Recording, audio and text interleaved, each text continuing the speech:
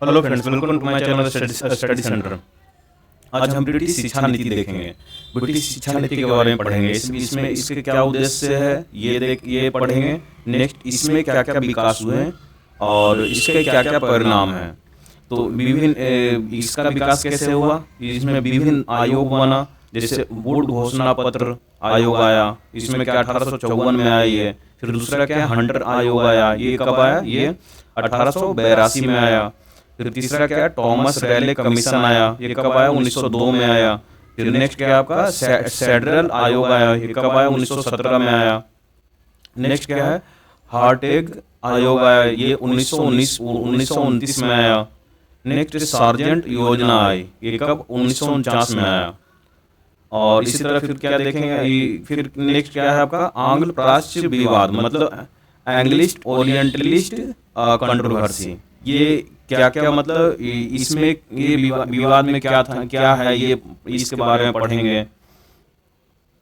और क्या इसके क्या क्या परिणाम हुए ये पढ़ेंगे। जैसे भारतीय शिक्षा का मैग्ना कार्टा, सही प्रांतों में शिक्षा विभाग, लंदन हो गया, जैसे कलकत्ता हो गया, बम्बई हो गया, मद्रास हो गया, प्रेसिडेंसी नगरों के अलावा अन्य स्थानों पर महिला शिक्षा, प्राथमिक शिक्षा को महत्व दिया गया।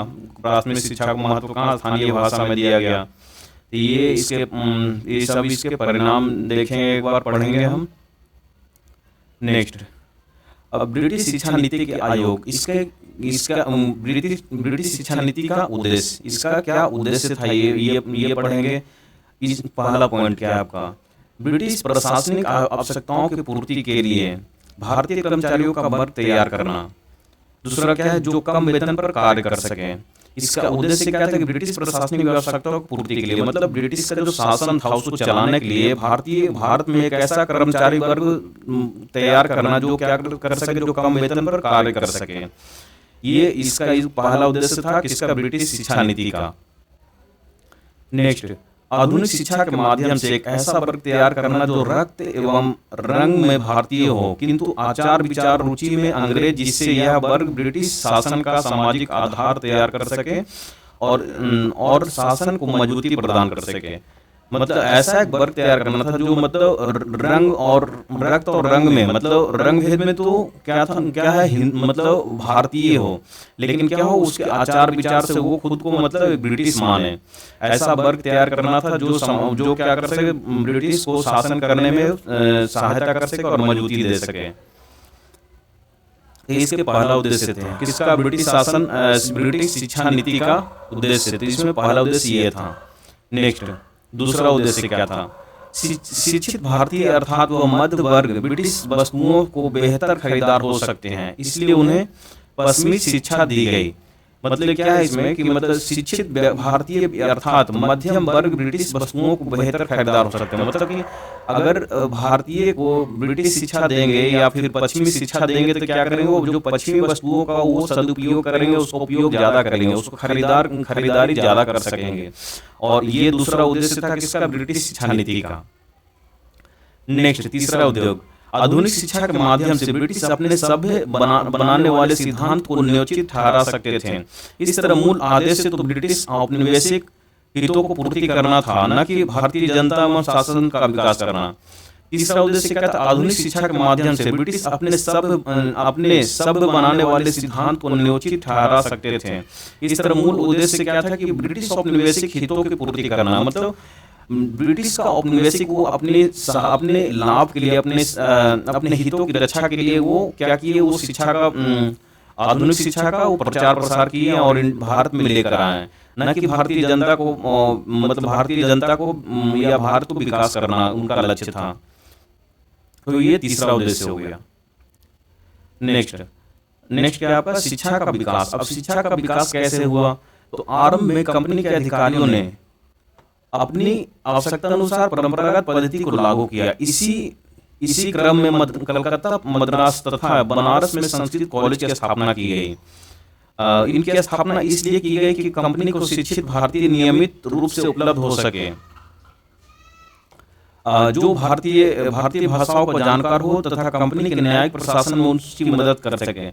परंतु वस्तुतः न्याय विभाग में फारसी एवं संस्कृत विद्वानों की आवश्यकता थी। यह परामर्शदाता के रूप में मुस्लिम एवं हिंदू कानूनों को व्याख्या कर सके।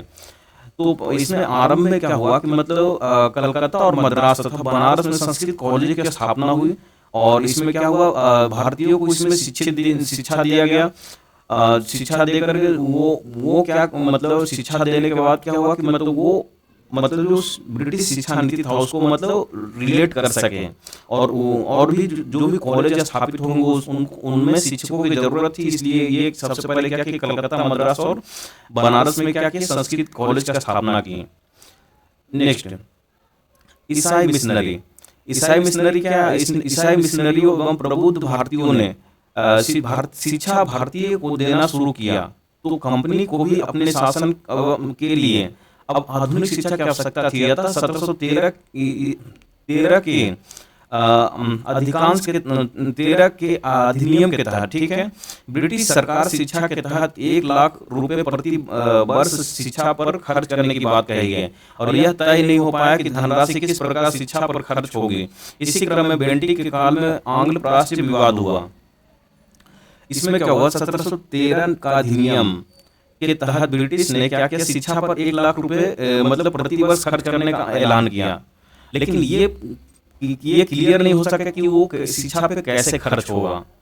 इसी के समय क्या हुआ, इसी क्रम में क्या हुआ कि मतलब बेंटिक के काल में क्या हुआ, आंग्ल प्राच्य विवाद शुरू हुआ। अब ये विवाद क्या था, इसमें क्या था कि आंग्ल प्राच्य विवाद, इसमें क्या था कि आंग्लवादियों का नेतृत्व ट्रेवेलियन एवं मैकाले कर रहे थे, ठीक है, जबकि प्राच्यवादियों का नेतृत्व प्रिंसेप बंधु कर रहे थे, ठीक है। इन दोनों समूहों के बीच विवाद का बिंदु था कि शिक्षा का विषय क्या होगा, तथा दूसरा क्या था, शिक्षा का माध्यम बनाया, दूसरा शिक्षा का माध्यम बनाया, मतलब क्या माध्यम बनाया जाए, ये था। आंग्ल प्राच्य मतलब क्या था कि मतलब 2 समूह में बटे थे। एक तो था कि मतलब कुछ लोग चाहते थे कि मतलब जो हम लोग का जो पारंपरिक शिक्षा है, जो मतलब जो रूढ़िवादी का शिक्षा हम लोग का है, जो भारतीय ट्रेडिशन का शिक्षा है वो दिया जाए। लेकिन जो दूसरे समूह के लोग थे, वो जो प्राच्य वाले थे, वो लोग क्या चाहते थे कि भारत में आधुनिक शिक्षा का प्रसार होना चाहिए, तभी भारत में विकास कर पाएगा, भारत विकास कर पाएगा। तो ये विवाद शुरू हुआ है। किसके काल में हुआ, ये बेंटिक के काल में हुआ। नेक्स्ट, विषय को लेकर यह सहमति बनी कि विषय आधुनिक हो, जहां आधुनिक एवं सामाजिक शिक्षा दी जाए, किंतु भाषा को लेकर मतभेद कायम रहा। विषय को लेकर क्या तय हुआ, विषय को लेकर यह तय हुआ कि मतलब विषय आधुनिक होना चाहिए, ठीक है, जहां आधुनिक एवं सामाजिक शिक्षा दी जाए, किंतु भाषा को लेकर की मतभेद अभी भी कायम था। प्राच्यवादियों का क्या तर्क था, प्राच्यवादियों का तर्क था कि भारतीय भाषा शिक्षा दिया जाए, और यूरोपीय ज्ञान विज्ञान को ऐसी भाषा से पढ़ाया जाए जिससे कि भारतीय परिचित हो। और प्राच्यवादियों इस तर्क के पीछे भी ब्रिटिश हित शामिल थे। वस्तुतः वे भारतीय को परंपरागत भारतीय, फारसी, संस्कृत भाषाओं में शिक्षा देकर भाषा एवं धर्म के आधार पर उन्हें बांटकर अपने हितों को पूरा कर सके। इसमें क्या था कि मतलब प्राच्यवादियों का तर्क था कि मतलब भारतीय भाषा में शिक्षा दिया जाना चाहिए, और यूरोपीय ज्ञान को एक ऐसी भाषा में पढ़ाया जाए जिससे कि मतलब हर भारतीय परिचित हो। ये किनका, प्राच्यवादियों का तर्क था। और जो नेक्स्ट क्या था कि जो आंग्लवादी थे वो क्या चाहते थे कि मतलब वो सोचते थे कि अगर ये शिक्षा दे देंगे तो जितना भी आपका मतलब जो भी मतलब भारतीय लोग हैं वो क्या होगा, मतलब अंग्रेजों के सपोर्ट में आ जाएगा, उन लोग को हितों की रक्षा करने लगेगा। नेक्स्ट, आंग्लवादियों का तर्क क्या था कि अंग्रेजी भाषा के माध्यम से शिक्षा दी जाए। आंग्लवादियों का क्या था कि मतलब आंग्लवादियों का तर्क था कि शिक्षा अंग्रेजी भाषा से देना चाहिए, जबकि प्राच्यवादी क्या चाहते थे कि भारतीय भाषा में शिक्षा देना चाहिए, ठीक है। दूसरा क्या, तभी ब्रिटिश हितों की अधिकतम पूर्ति होगी। मैकाले ने भारतीय एवं संस्कृति को निम्न स्तर पर बताते हुए कहा कि एक अच्छे यूरोपीय पुस्तकालय की अलमारी का एक भाग भारत तथा अरब के संपूर्ण साहित्य से अधिक मूल्यवान है। मैकाले ने क्या कहा कि मतलब एक कोट लिखा, क्या लिखा कि मतलब एक अच्छे यूरोपीय पुस्तकालय की अलमारी का एक भाग भारत एवं अरब के संपूर्ण साहित्य से अधिक मूल्यवान है। अंततः इस विवाद में आंगनवादियों की जीत हुई। इस विवाद में किसका जीत हुआ? आंगनवादियों। आंगनवादी मतलब क्या था कि इनका क्या विचार था कि ये अंग्रेजी भाषा में शिक्षा भारत में दी जानी चाहिए, और प्राच्यवादी का क्या था कि मतलब भारतीय भाषा में शिक्षा दी जानी चाहिए। इसमें किसका जीत हुआ? आंगनवादियों का जीत हुआ, और शिक्षा के माध्यम के रूप में अंग्रेजी भाषा का अपनाया गया, और इसी क्रम में अधोमुखी निस्कंदन का सिद्धांत आया। ठीक है, जिसको क्या बोलते हैं? डाउनवर्ड फिल्ट्रेशन थ्योरी बोलते हैं। इसका सिद्धांत आया। तो इसमें हमने क्या देखा कि आंग्लवादी और प्राच्यवादी में जो विवाद आया कि मतलब भाषा, किस भाषा पर शिक्षा दी जाना चाहिए, भारतीय भाषा का अपनाना चाहिए या फिर अंग्रेजी भाषा का अपनाना चाहिए। तो बाद में क्या हुआ, अंततः क्या हुआ कि मतलब अंग्रेजी भाषा को अपनाया गया, और इसी क्रम में क्या हुआ, एक अधोमुखी निस्कंदन का सिद्धांत आया, जिसे डाउनवर्ड फिल्ट्रेशन थ्योरी आया। नेक्स्ट, अधोमुखी निस्पंदन का सिद्धांत, ये सिद्धांत क्या था? आंगनवादियों का तर्ज था कि उस ऊपर के स्तर पर उच्च भारतीय वर्ग को अंग्रेजी भाषा के माध्यम से शिक्षा दी जाए, और फिर यह शिक्षित भारतीय निचले वर्ग को शिक्षा प्रदान करेंगे। अर्थात शिक्षा छन छन कर नीचे के समूहों तक पहुंचेगी। वस्तुतः सरकार की योजना भारत के एक वर्ग को शिक्षित कर ऐसे मध्य वर्ग का निर्माण करने की थी जो रक्त रंग में भारतीय हो, लेकिन आचार विचार में क्या रुचि क्या हो, अंग्रेज हो। यह वर्ग सरकार और जन साधारण के बीच द्विभागीय की भूमिका निभा सके। भारतीय तथा क्या हो कि मतलब ब्रिटिश निर्मित वस्तुओं की बिक्री प्रोत्साहित कर सके। इस तरह यह शिक्षित वर्ग औपनिवेशिक हितों को पूरा कर सके। इस सिद्धांत में क्या था कि मतलब अधोमुखी सिद्धांत क्या था कि मतलब सबसे पहले क्या होना चाहिए कि ऊपर के स्तर के या उच्च भारतीय वर्ग को अंग्रेजी शिक्षा में देना चाहिए, अंग्रेजी भाषा के माध्यम से शिक्षा देना चाहिए। उसके बाद फिर वो क्या करेंगे, धीरे धीरे अपने निचले वर्ग को क्या करेंगे, मतलब शिक्षा प्रदान करेंगे। तो ये सिद्धांत का मतलब यही था। नेक्स्ट क्या था क्या आपका? किंतु निस्यंदन की यह नीति सफल नहीं रही, क्योंकि अंग्रेजी शिक्षा प्राप्त व्यक्ति सरकारी पद प्राप्त कर अपने कार्यों में लग गए, और अन्य भारतीयों को शिक्षित करने का विशेष प्रयास नहीं किया। इतना ही नहीं, इस शिक्षा नीति से देशी विद्यालयों की अवहेलना हुई। इसमें क्या हुआ, मतलब जैसा वो सिद्धांत में सोच रहे थे वो ऐसा नहीं हो पाया। क्यों नहीं हो पाया? क्योंकि जो लोग अंग्रेजी शिक्षा पाए वो क्या किए, अपना अंग्रेजी शिक्षा पाकर क्या किया, अपना सरकारी पद प्राप्त कर अपने कार्यों में लगे, लेकिन वो दूसरों अन्य भारतीयों को शिक्षित नहीं कर पाए। इसलिए क्या हुआ, जो भी हम लोग का देशी विद्यालय था उसकी अवहेलना हुई, और सार्वजनिक शिक्षा की अवधारणा का क्षति पहुंची। वस्तुतः इस सिद्धांत में शिक्षा का दायित्व अपने से हटाकर उन भारतीयों को अर्पित कर दिया जो स्वयं औपनिवेशिक शासन में शासित हो रहा था। इस शिक्षा ने क्या हुआ कि मतलब अब लोग क्या किए कि मतलब सरकार को ही सपोर्ट करने लगे, क्योंकि शिक्षित होकर अपना सरकारी पद लेकर के अपने कार्य में लगे, और सरकार को ही क्या किए, ब्रिटिश सरकार को ही सहयोग देने लगे। अब इसके क्या क्या परिणाम हुए, इसमें सबसे पहले हम क्या देखेंगे, सकारात्मक परिणाम। एक शिक्षित भारतीय मध्य वर्ग का उदय हुआ, जिसने क्या हुआ कि ब्रिटिश औपनिवेशिक नीतियों का आर्थिक समीक्षा प्रस्तुत कर उसके औपनिवेशिक हित को उजागर कर दिया, और भारतीय जनता को एकजुट कर नेतृत्व प्रदान किया। इसमें क्या हुआ कि मतलब एक शिक्षित मध्य वर्ग ऊपर आया। उसने क्या किया, वही लोग क्या किए, बाद में सरकार के विरुद्ध हो गया, और एक नया एक भारतीय जनता को राष्ट्रवाद की भावना अपने अंदर उदय करके एकजुट होकर एक मतलब ब्रिटिश को चैलेंज करने लगे। नेक्स्ट, आधुनिक शिक्षा प्रणाली ने आधुनिक विचारों को लोकप्रिय बनाया। जैसे प्रगतिशील अवधारणाओं से भारतीय परिचित हुए, तो साथ ही भारतीय समाज में मौजूद कुरीतियों को समझने और उन्हें दूर करने के क्रम में सामाजिक सुधार आंदोलन भी आरंभ हुआ। दूसरा क्या हुआ कि मतलब आधुनिक शिक्षा प्रणाली में आधुनिक विचारों को लोकप्रिय बनाया। ठीक है, जो भारत के जो मौजूद कुरीतियां थी उसको समझने और उसको खत्म करने, उसको दूर करने में लोग सहयोग दिए।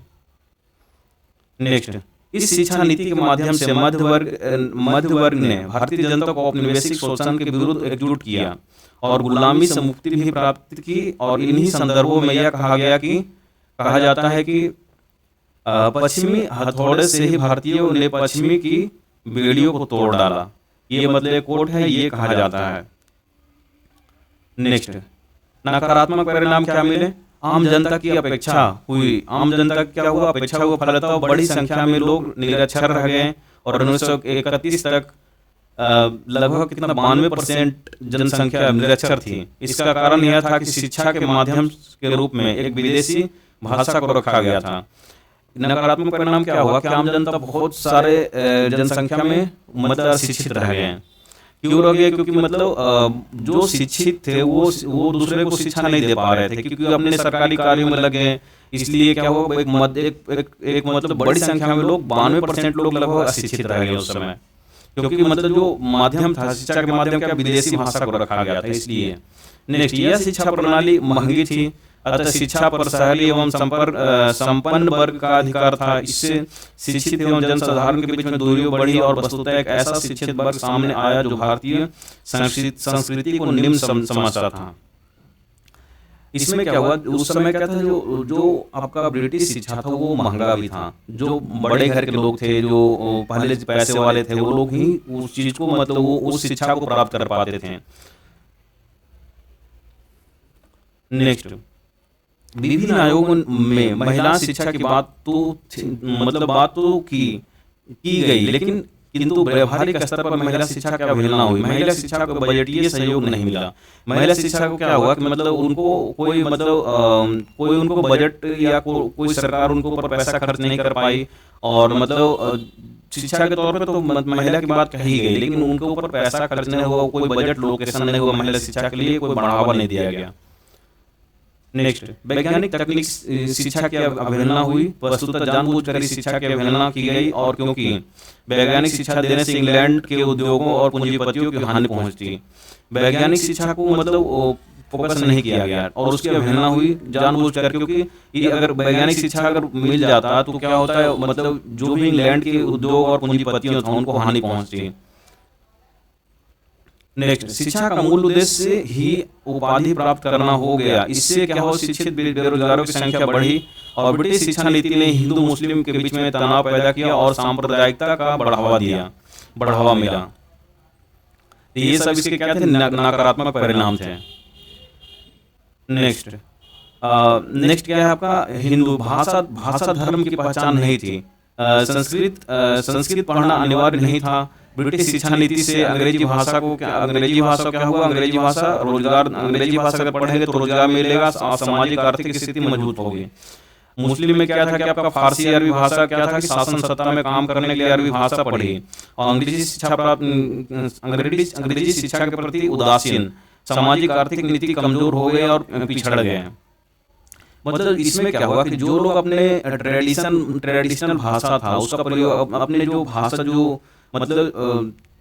जो पारंपरिक शिक्षा था उसको ग्रहण किए, तो वो लोग क्या किए, पिछड़ गए। लेकिन जो लोग अंग्रेजी शिक्षा प्राप्त किया वो लोग क्या हुआ, आगे बढ़ गया, और वो लोग को क्या हुआ, रोजगार मिला, सरकारी पद मिला, फिर वो अपने कार्य में लग गए। ये हुआ, ये मतलब ये उस समय का सकारात्मक नकारात्मक दोनों परिणाम थे। नेक्स्ट क्या धारणा, ब्रिटिश क्या है, धारणा बनी कि हिंदू इसलिए आगे आए क्योंकि वह बहुसंख्यक थे, और मुस्लिम इसलिए पिछड़ गए क्योंकि वह एक अल्पसंख्यक थे। ब्रिटिश नीति बनी हिंदू मुस्लिम में फूट।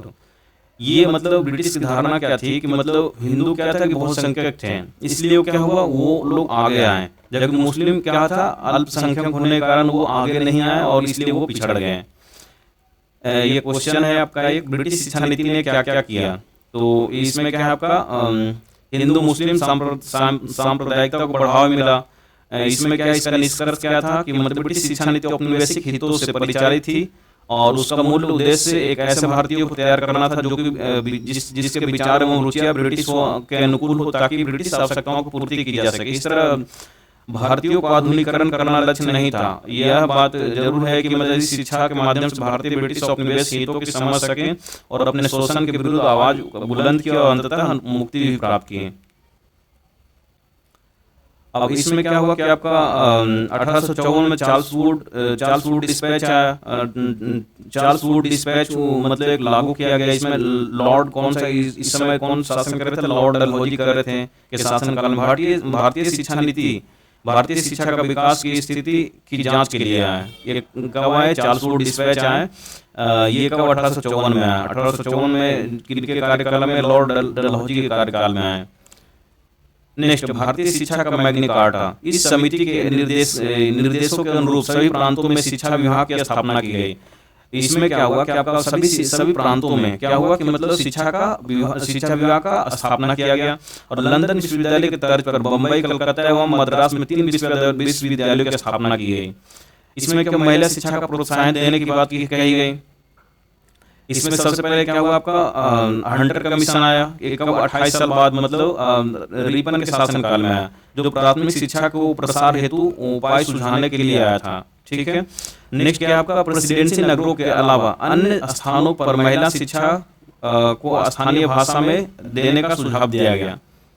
मतलब जो बड़े शहर थे उनके अलावा जितना भी स्थानों, मतलब जो आपका अन्य स्थानों पर क्या महिला शिक्षा को स्थानीय महिला शिक्षा को क्या हुआ कि स्थानीय भाषा में शिक्षा देने का सुझाव दिया गया। नेक्स्ट क्या हुआ आपका, रेले कमीशन आया। रेले कमीशन आया कि 1902 में आया। ये 20 साल बाद आया, करजन के शासन काल में आया। ठीक है। विश्वविद्यालय ये इसमें क्या था कि आपका विश्वविद्यालय शिक्षा के विकास हेतु सुझाव प्रस्तुत किए। इसने क्या किया कि विश्वविद्यालयों की शिक्षा के विकास हेतु क्या किए, सुझाव प्राप्त किए। सबसे पहला कमीशन कौन सा है आपका, हंटर कमीशन आया, 28 साल बाद आया। ठीक है। ये क्या हुआ, 1882 में आया, 28 साल बाद। इसमें किसके काल में आया, रिपन के शासन काल में। इसमें क्या हुआ कि प्राथमिक शिक्षा का प्रचार हेतु उपाय सुझाने के लिए आया था ये। दूसरा कौन सा है आपका आया, कौन सा, रिले कमीशन, जो 1902 में आया, 20 साल बाद आया, करजन के शासन काल में। इसका क्या काम था, इसने क्या सुझाव दिए, इसने विश्वविद्यालय शिक्षा के विकास हेतु क्या किए, मतलब उच्च शिक्षा के विकास हेतु सुझाव प्रस्तुत किए। नेक्स्ट क्या आपका, सैडलर कमीशन, सैडलर आयोग आया। इसमें क्या 1917 में आए, 15 साल बाद आए। माइकल सैडलर के अलावा 2 भारतीय, आशुतोष मुखर्जी एवं निजामुद्दीन अहमद भी शामिल थे। ठीक है। इसकी नियुक्ति कलकत्ता विश्वविद्यालय की समस्याओं के अध्ययन हेतु हुआ था। नेक्स्ट, आयोग की सिफारिश पर शिक्षा अपरांतीय विषय बन गया। ठीक है। इसके प्रत्येक विश्वविद्यालय के लिए एक कुलपति की नियुक्ति का प्रावधान किया गया था। इसमें क्या होगा, सैडलर कमीशन में क्या था कि मतलब आयोग की सिफारिश पर, ठीक है, शिक्षा क्या प्रांतीय विषय बन गया। ठीक है। अब इसमें क्या है कि आपका विश्वविद्यालय का मतलब प्रत्येक विश्वविद्यालय के कुलपति नियुक्त करने का प्रावधान किया गया था। नेक्स्ट हम देखेंगे क्या, समाचार पत्र, उसके प्रकाशन वर्ष और उसके संस्थापक या संपादक। कौन उसको समाचार पत्र के संस्थापक थे, ये संपादक थे। टाइम्स ऑफ इंडिया, कहाँ से प्रकाशन होता था, ये बम्बई से होता था। उसके संस्थापक कौन थे, ये रॉबर्ट नाइट थे। दूसरा स्टेट्समैन, ये भी इंग्लिश अखबार था। ये कहाँ से प्रकाशन होता था, कलकत्ता से होता था। इसको भी कौन करते थे, संस्थापक इसके कौन थे, Robert night. Next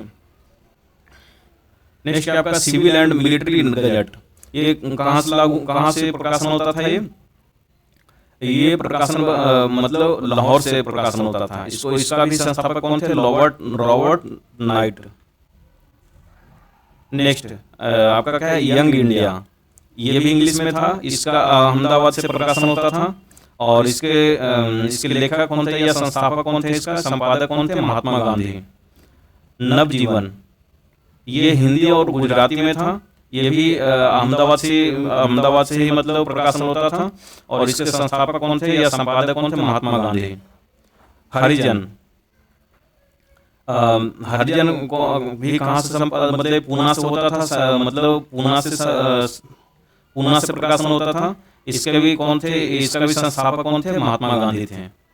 next national Herald, ये इंग्लिश न्यूज़पेपर था। ये दिल्ली से प्रकाशन होता था। इसका जो लेखक या फिर इसका संस्थापक या संपादक कौन थे, Jawaharlal Nehru. Next Hindustan times, English अखबार, ये दिल्ली से प्रकाशन होता था। इसके जो संपादक या संस्थापक कौन थे, के.एम. पानिकर। नेक्स्ट सोम प्रकाश, बांग्ला में होता था। ये कोलकाता से प्रकाशन होता था। ये कौन थे, मतलब ईश्वर चंद्र विद्यासागर इसके संस्थापक थे। नेक्स्ट बंगाली, ये कलकत्ता से प्रकाशन होता था, इसके संस्थापक कौन थे, सुरेंद्रनाथ बनर्जी। नेक्स्ट बम्बई दर्पण, ये मराठी में होता था, बम्बई से प्रकाशन होता था, इसके संस्थापक कौन थे, बाल Shastri. Next Commonwealth, English newspaper था ये एनी बेसेंट, इसका प्रकाशन मतलब बम्बई से होता था और ये इनका संस्थापक कौन थे, एनी बेसेंट। नेक्स्ट कवि वचन सुधा, कवि वचन सुधा ये हिंदी अखबार था, संयुक्त प्रांत उत्तर प्रदेश से होता था। इसके संस्थापक कौन थे, भारतेंदु हरिश्चंद्र थे। नेक्स्ट हरिश्चंद्र मैगजीन, ये भी उत्तर प्रदेश, संयुक्त प्रांत उत्तर प्रदेश से ही होता था और इसके भी संस्थापक कौन थे, भारतेंदु हरिश्चंद्र थे। नेक्स्ट इंडिपेंडेंस, ये इंग्लिश न्यूज़पेपर था, इसके ये प्रकाशन कहाँ से, दिल्ली से होता था, इसके संस्थापक कौन थे, मोतीलाल नेहरू। नेक्स्ट हिंदुस्तान टाइम्स, ये भी दिल्ली से प्रकाशन होता था, इसके संस्थापक कौन थे, के.एम. पानिकर। नेक्स्ट अल हिलाल, ये उर्दू न्यूज़पेपर था, इसका प्रकाशन भी कोलकाता से होता था, इसका संस्थापक कौन थे, मौलाना अबुल कलाम आजाद। नेक्स्ट अल बिलाग, ये भी उर्दू था, ये भी उर्दू न्यूज़पेपर था, इसका प्रकाशन कहाँ से होता था, कोलकाता से होता था, इसके संस्थापक कौन थे, इसके संस्थापक मोहम्मद अली जिन्ना। नेक्स्ट कॉमरेड, ये इंग्लिश न्यूज़पेपर था, इसका भी संस्थापक कौन थे, ये मोहम्मद अली जिन्ना, ये भी कलकत्ता से प्रकाशित होता था। हमदर्द, इसका भी प्रकाशन कोलकाता से होता था और इसका भी संस्थापक कौन थे, मोहम्मद अली जिन्ना थे।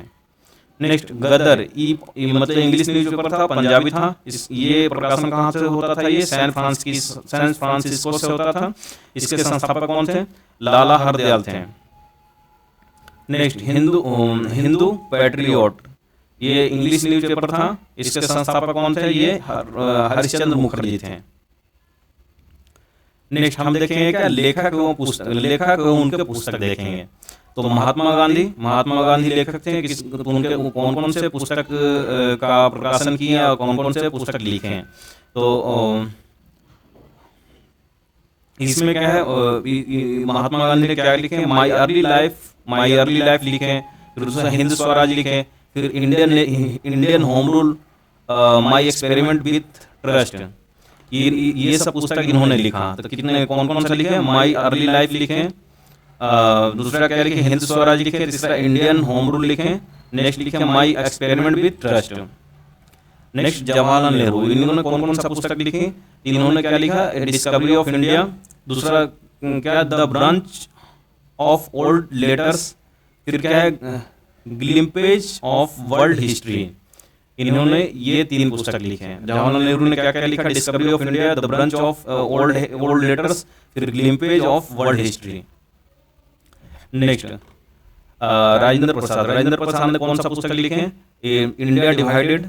नेक्स्ट दादा भाई नौरोजी ने क्या लिखे, poverty and un British rule in India, ये पुस्तक इन्होंने लिखा। नेक्स्ट मौलाना अबुल कलाम आजाद, इन्होंने कौन सा पुस्तक लिखा, इंडिया विंस फ्रीडम। तो इंडिया विंस फ्रीडम को इनके लेखक कौन थे, तो Maulana Abul Kalam Azad. Next Alexander Duff, इनके ये कौन सा पुस्तक लिखे, India and Indian mission. Next Annie Besant ने क्या लिखा, India a nation. Annie Besant ने कौन सा पुस्तक लिखी, India a nation. Next Rajani Palme Dutt ने कौन सा पुस्तक लिखी, इंडिया टुडे का पुस्तक किसने लिखा, रजनी पामदत्त ने लिखा। तो thanks for watching. Next video में देखेंगे भारतीय प्रतिक्रिया। Please like, share and subscribe.